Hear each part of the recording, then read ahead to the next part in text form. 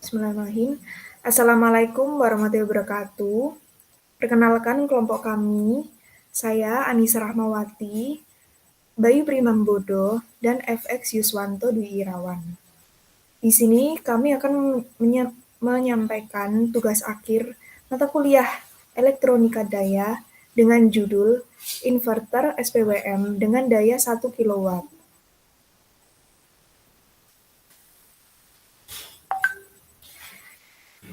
Dalam presentasi ini, kami akan menjelaskan tentang 4 subbab, yaitu yang pertama adalah pendahuluan, yang berisikan latar belakang, rumusan masalah, dan tujuan. Yang kedua adalah kajian teori yang berisikan inverter, PWM, SPWM, MOSFET, resistor, transformator, kapasitor, dan op-amp. Yang ketiga, hasil dan pembahasan akan menjelaskan tentang rangkaian inverter SPWM, pengaruh perubahan duty cycle terhadap duty cycle, pengaruh frekuensi switching terhadap output, dan gelombang output pada beban. Dan yang terakhir adalah kesimpulan. Untuk yang pertama, saya akan menjelaskan tentang pendahuluan. Next. Latar belakang dari tugas akhir ini adalah sumber daya terbesar dan termurah yang bisa didapatkan saat ini adalah sumber daya yang disediakan oleh PLN dengan besar tegangan AC 220 volt. Kebutuhan listrik yang terus-menerus meningkat membuat pemerintah menggalakkan pembangkit untuk membantu PLN menyuplai kebutuhan listrik. Seiring berkembangnya zaman, mulai banyak bermunculan pembangkit listrik dengan menggunakan sumber energi terbarukan. Energi terbarukan yang umum digunakan adalah energi matahari. Komponen yang dibutuhkan dalam membangun sebuah PLTS atap adalah panel surya, SCC, inverter, dan baterai. Inverter berfungsi untuk mengubah tegangan DC menjadi tegangan AC agar dapat digunakan untuk menyuplai tegangan pada peralatan elektronik pada rumah. Pada inverter terhadap sistem pensaklaran yang disebut dengan PWM. Hasil inverter PWM divariasikan dengan duty cycle sehingga menjadi SPWM. SPWM atau Sinusoidal Pulse Width Modulation merupakan salah satu teknik pensaklaran dalam bidang PWM. SPWM memiliki keunggulan yaitu keleluasaan dalam pengaturan frekuensi dan amplitude serta tegangan keluaran yang diinginkan berupa tegangan bolak-balik. Peralatan pada rumah umumnya menggunakan listrik satu fasa dengan tegangan 200 sampai 240 volt. Inverter yang umum digunakan untuk listrik rumahan adalah inverter dengan satu fasa. Dalam tugas akhir ini, kami merancang desain inverter SPWM satu fasa dengan kapasitas 1 kW. Kemudian yaitu rumusan masalah. Yang pertama, bagaimana cara mendesain inverter SPWM satu fasa dengan kapasitas daya 1000 watt. Bagaimana pengaruh perubahan cycle terhadap duty cycle pada inverter. Kemudian bagaimana pengaruh variasi frekuensi switching terhadap output dari inverter. Dan yang terakhir, bagaimana hasil gelombang output saat beban R, RL, dan C.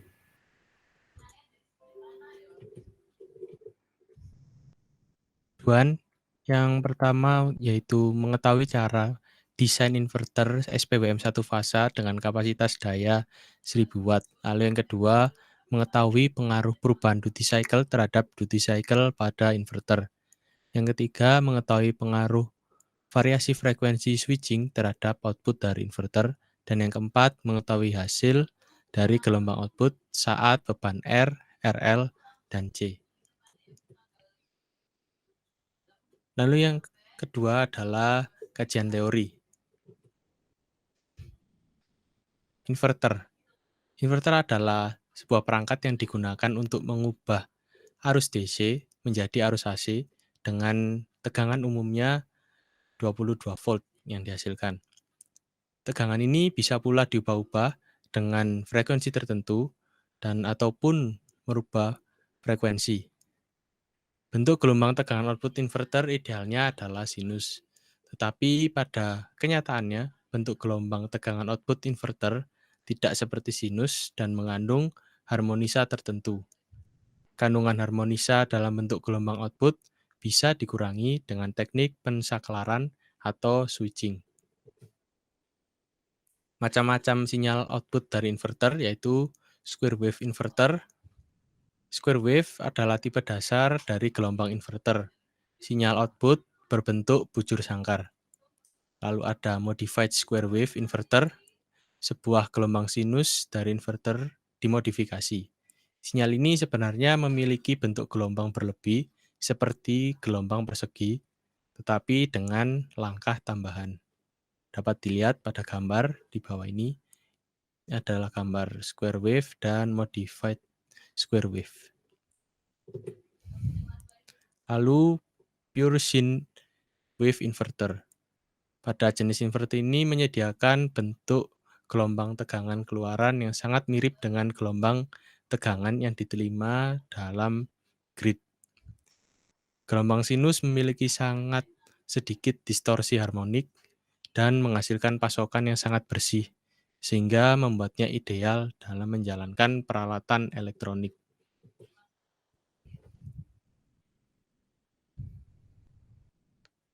Inverter full bridge. Full bridge inverter merupakan rangkaian dasar untuk mengubah arus DC ke AC. Tegangan keluaran AC dapat dikendalikan dengan mengatur urutan pensaklaran dan pemadaman saklar yang dimasukkan dari DC. Tegangan keluaran atau V output dapat menjadi plus VDC, min VDC, atau 0, tergantung pada saklar yang ditutup. Pada rangkaian inverter SPWM satu fasa, rangkaian full bridge berfungsi untuk mengubah tegangan 220 VDC dari keluaran penyara menjadi tegangan 220 VAC. Selanjutnya, pulse width modulation atau PWM. Secara umum adalah sebuah cara memanipulasi lebar sinyal pada suatu pulsa pada periode tertentu untuk mendapatkan tegangan rata-rata yang berbeda. Contohnya aplikasi PWM itu biasanya digunakan untuk pengkontrolan daya atau tegangan yang masuk ke beban dan regulator tegangan. Duty cycle merupakan persentase dari suatu periode sinyal aktif atau height dibanding dengan periode sinyal total yang terdiri dari sinyal aktif atau high dan sinyal mati atau low. Secara sistematis, duty cycle dapat dirumuskan sebagai berikut. T total sama dengan T on ditambah T off, dan duty cycle sama dengan T on dibagi dengan T off. Kemudian pembangkitan sinyal PWM. Pembangkitan sinyal PWM sendiri dibagi menjadi dua, yaitu pembangkitan PWM analog dan pembangkitan PWM digital. Pada pembangkitan PWM analog, sinyal PWM dilakukan dengan membandingkan sinyal gigi gergaji sebagai tegangan karier dan tegangan referensi menggunakan rangkaian op-amp jenis komparator. Dilihat pada gambar di bawah ini, yaitu ada komparator pada tegangan referensinya masuk ke pin non-inverting dan tegangan gigi gergaji kariernya masuk ke pin non-inverting komparator dan hasil sinyalnya seperti gambar di samping. Kemudian pada pembangkitan PWM digital menggunakan metode digital, pada setiap PWM itu dipengaruhi oleh resolusi dari PWM itu sendiri. Resolusi adalah jumlah perubahan nilai digital dalam PWM tersebut. Misal pada suatu microcontroller terdapat pembangkitan PWM secara mandiri.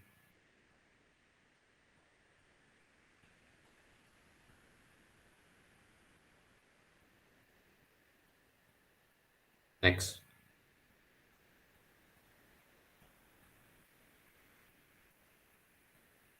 Kemudian sinusoidal pulse width modulation atau SPWM itu merupakan teknik switching yang membandingkan sinyal sinus sebagai sinyal referensi dan sinyal segitiga sebagai pembawa atau carrier. Dengan teknik SPWM, nilai tegangan output dapat diatur dengan modulasi bentuk sinyal, sedangkan untuk frekuensi sinyal output inverter dapat diatur dengan mengubah melalui frekuensi sinyal referensi. Untuk sinyal SPWM sendiri dapat dilihat pada gambar di bawah, yaitu pada gambar yang di tengah-tengah ini ada perubahan dari lebar sinyal. Maka ini disebut dengan sinyal SPWM.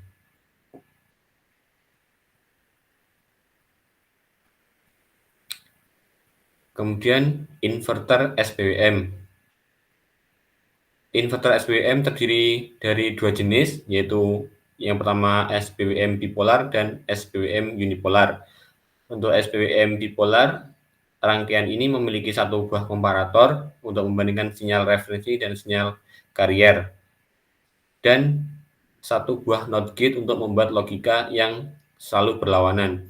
Pada gambar di bawah ini ada sebuah komparator yang sinyal referensinya masuk ke pin non-inverting dan sinyal carriernya masuk ke pin inverting, dan pada output dari komparator atau op-amp ini salah satu sinyalnya kita NOT gate-kan untuk membuat sinyal berlawanan. Kemudian pada SPWM unipolar itu terdiri dari dua buah rangkaian modulasi. Sinyal carrier yang digunakan berbeda dengan teknik bipolar tadi, yaitu di sini memiliki dua polaritas, yaitu sinyal carriernya membawa polaritas positif dan sinyal carrier duanya memiliki polaritas negatif. Jadi pada gambar di bawah ini terdapat dua buah komparator dan sinyal referensinya negatif dan positif.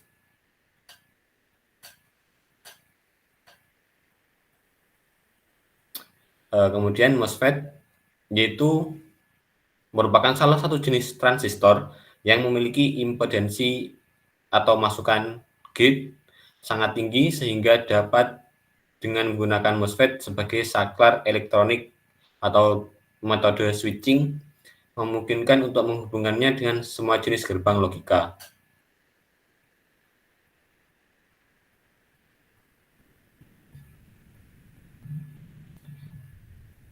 Jadi MOSFET di sini ada dua mode, yaitu mode cut-off dan mode saturasi. Pada mode cut-off, karakteristik MOSFET-nya input gate pada VGS tidak mendapat tegangan bias karena terhubung ke ground. Kemudian tegangan input gate lebih rendah dari threshold, tidak ada arus drain, Vout sama dengan VDS sama dengan VDD, dan pada posisi cut off MOSFET sebagai saklar terbuka. Sedangkan pada mode saturasi input gate VGS-nya sangat tinggi, kemudian input gate-nya lebih tinggi dari threshold, kemudian tegangan drain source ideal pada saturasinya adalah 0 volt, sehingga resistansi drain-nya sangat rendah, dan Vout sama dengan VDS memiliki tegangan 0,2 volt, sehingga dianalogikan MOSFET sebagai saklar kondisi tertutup.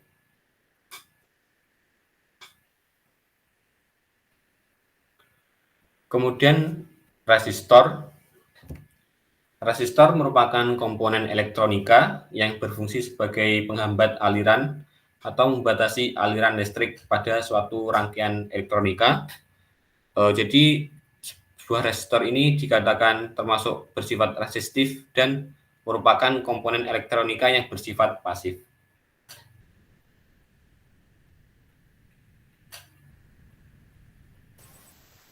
Selanjutnya ada transformator. Transformator merupakan suatu mesin listrik yang digunakan untuk menyalurkan daya listrik AC ke peralatan yang lain, di mana memerlukan tegangan yang berbeda dengan tegangan di sisi primer transformator. Dengan kata lain, transformator merupakan alat untuk menaikkan atau menurunkan daya AC. Prinsip kerja dari transformator adalah kumparan primer transformator akan menimbulkan fluks magnetik apabila dialiri arus listrik. Semakin besar arus listrik yang mengalir, maka kekuatan medan magnet atau fluks magnetik akan semakin besar. Fluktuasi Medan magnet yang terjadi pada kumparan primer akan menyebabkan geger induksi atau menginduksi pada kumparan sekunder dan akan terjadi peralihan daya pada kumparan primer ke kumparan sekunder. Sehingga terjadi perubahan besaran tegangan listrik baik dari tegangan rendah menjadi tegangan yang lebih tinggi maupun dari tegangan tinggi menjadi tegangan yang lebih rendah. Next.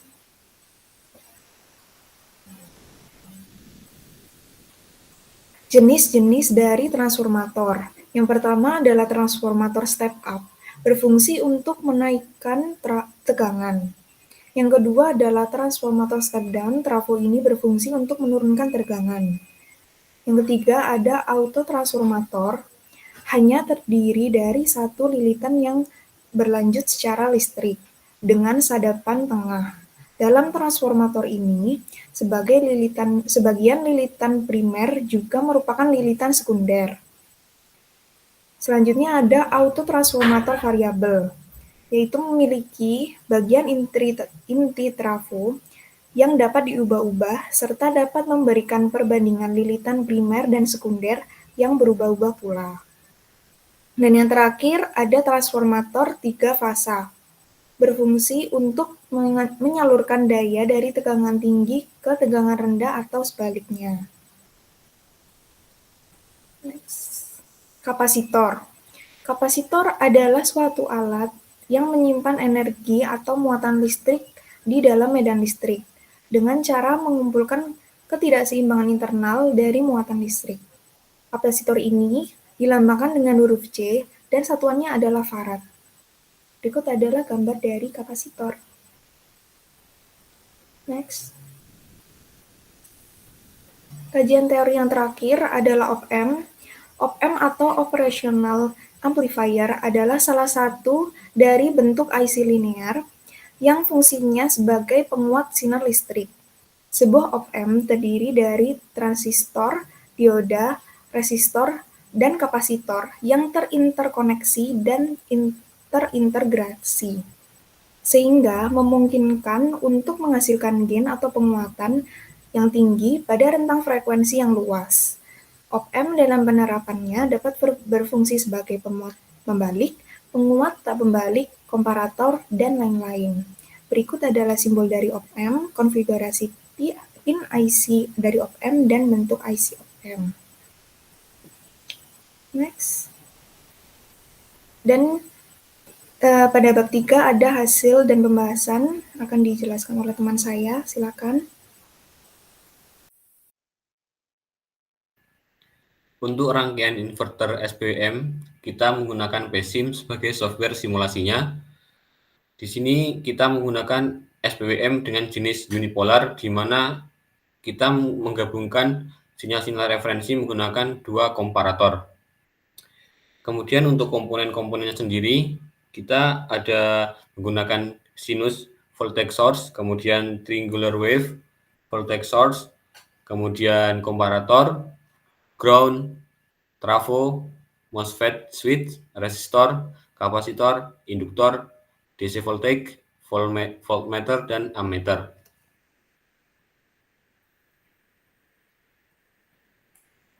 Percobaan yang pertama yaitu pengaruh perubahan duty cycle terhadap duty cycle.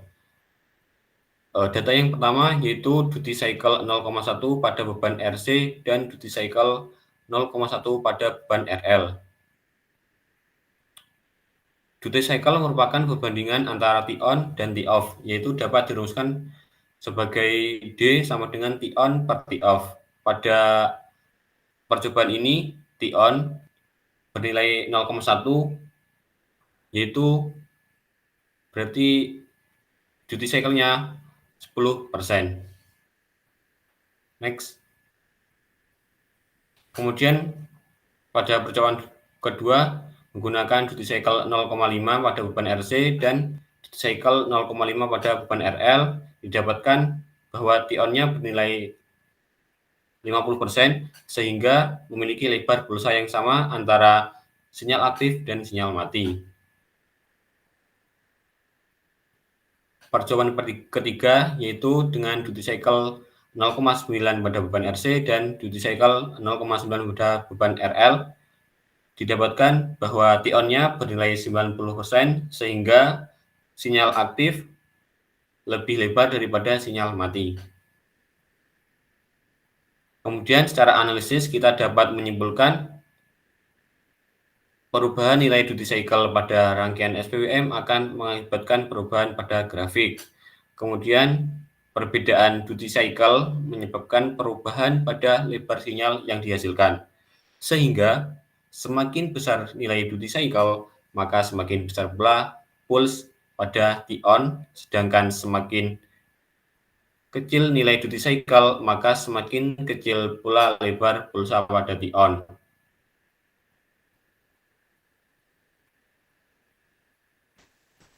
Kemudian, pengaruh frekuensi switching terhadap output. Secara teoritis, frekuensi merupakan jumlah sinyal yang berosilasi dalam 1 detik. Banyaknya pulsa dari suatu grafik output sinyal ditentukan dari besarnya nilai frekuensi. Semakin besar nilai frekuensi, maka pulsa dari sinyal akan semakin banyak pula. Pada rangkaian tersebut, frekuensi switching dapat diatur dengan mengubah nilai pada sumber tegangan yang kemudian akan mempengaruhi pulsa dari grafik sinyal rangkaian tersebut. Frekuensi switching yang digunakan pada simulasi ini yaitu 100 Hz, 1000 Hz, dan 3000 Hz. Untuk gambar yang pertama di bawah ini adalah dengan menggunakan frekuensi 100 Hz. Dan kemudian yang di bagian atas menggunakan frekuensi 1000 Hz dan yang di bagian bawah menggunakan frekuensi 3000 Hz. Untuk analisisnya, dalam hasil simulasi dapat dilihat bahwa banyaknya pulsa dari suatu grafik output sinyal ditentukan dari besarnya nilai frekuensi. Dapat dibuktikan dengan menggunakan rumus yaitu T sama dengan 1/F. Misalnya, menggunakan frekuensi 100 Hz, berdasarkan rumus tersebut didapatkan nilai periode sebesar 0,01 S, sehingga sinyal akan berosilasi setiap 0,01 detik. Jadi, semakin besar nilai frekuensi, maka pulsa dari grafik akan semakin banyak dan dapat dikatakan kerapatan sinyal akan semakin padat.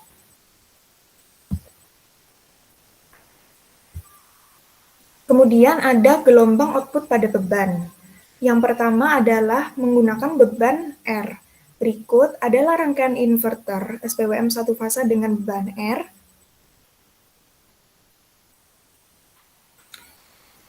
Di bagian atas dari grafik merupakan tegangan pada trafo, grafik tegangan pada trafo tanpa beban.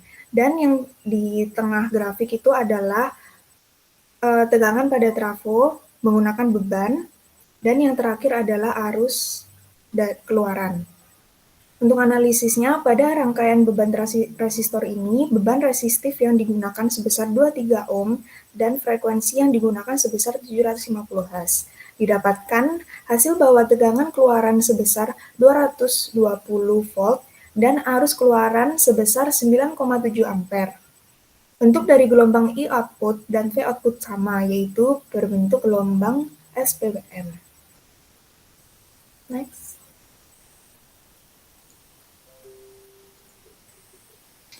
Daya yang digunakan dan diserap pada komponen resistor pada rangkaian inverter tersebut dapat dihitung dengan menggunakan persamaan sebagai berikut. P, yaitu P sama dengan V efektif kuadrat dibagi dengan R, atau Vm dibagi akar 2 dikuadratkan dibagi dengan R, yaitu 220 dibagi dengan akar 2 dikuadratkan dibagi dengan 23 yang menghasilkan daya sebesar 1052 Watt.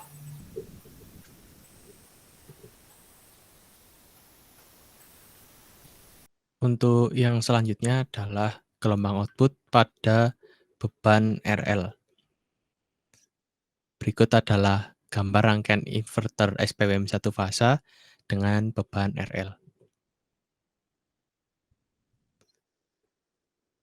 Dan ini adalah gambar dari gelombang outputnya. Untuk urutan dari gambar gelombang outputnya masih sama dengan yang sebelumnya. Untuk analisisnya, resistor yang digunakan sebesar 10 ohm dan induktor yang digunakan sebesar 37 mH. Dan untuk frekuensinya yang digunakan sebesar 750 Hz.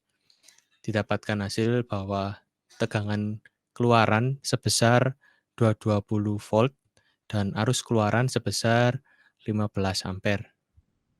Bentuk dari gelombang E-output yaitu berbentuk sinusoidal dikarenakan induktor bersifat menyimpan daya sementara sedangkan V-output berbentuk sinyal SPWM.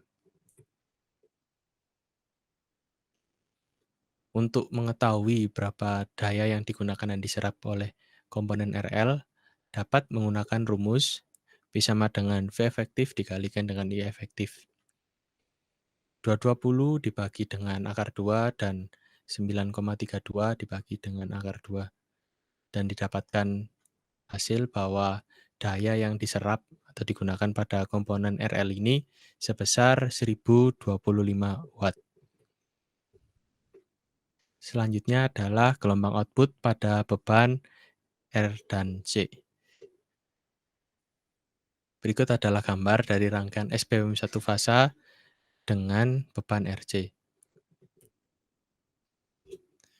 Untuk bentuk gelombangnya, untuk urutannya masih sama juga dengan yang sebelumnya yang sudah disampaikan oleh teman saya. Untuk analisisnya, pada rangkaian ini, resistor yang digunakan sebesar 17 ohm dan kapasitor yang digunakan sebesar 60 milifarad dan frekuensi yang digunakan sebesar 750 Hz. Dan didapatkan hasil bahwa tegangan keluaran sebesar 220 volt dan arus keluaran sebesar 13 ampere. Bentuk dari gelombang E-outputnya dan V-outputnya sama yaitu berbentuk gelombang SPWM. Untuk mengetahui daya yang diserap atau digunakan pada komponen RC ini dapat menggunakan rumus sama dengan RL yaitu daya sama dengan V efektif dikalikan I efektif. Untuk V efektifnya yaitu 220 dibagi dengan akar 2, sedangkan untuk I efektifnya yaitu I RMS dibagi dengan akar 2. Dan didapatkan hasil bahwa daya yang diserap atau digunakan pada komponen RC adalah 1077 watt.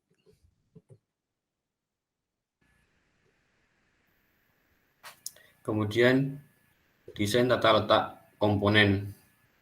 Pada desain ini kita menggunakan layout PCB 3 dimensi menggunakan software Proteus dengan layout sebagai berikut. Ini ada scene wave referensi, kemudian scene referensi 2, kemudian ada triangle referensi, kemudian di sini ada VDC input ya. Kemudian ada kapasitor ini bernilai 470 mikrofarad. Kemudian di sini ada U1 merupakan IC LM324. Kemudian di sini U2 ada IC 74LS04. Kemudian untuk MOSFET sendiri sebagai switching dari kita menggunakan IRF 540 dan output trafo ini adalah soket untuk menuju trafo dan akan di step up menjadi 220 volt.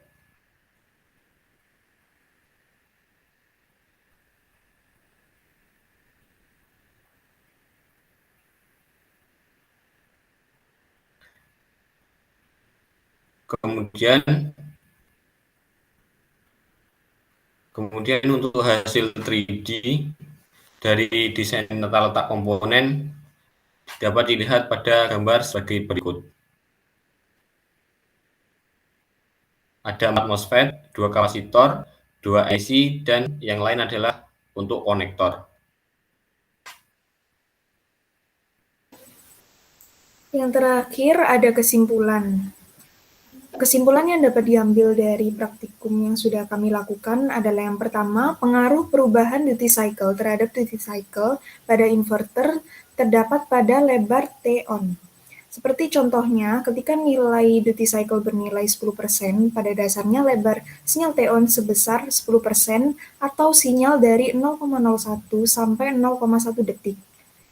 Ketika duty cycle bernilai 50%, pada dasarnya lebar sinyal simetris antara T-on dan T-off. Yang kedua, pengaruh variasi frekuensi switching terhadap output dari inverter terdapat pada banyaknya pulsa dari suatu grafik output sinyal. Semakin besar nilai frekuensi, maka pulsa dari grafik akan semakin banyak dan dapat dikatakan kerapatan sinyal akan semakin padat.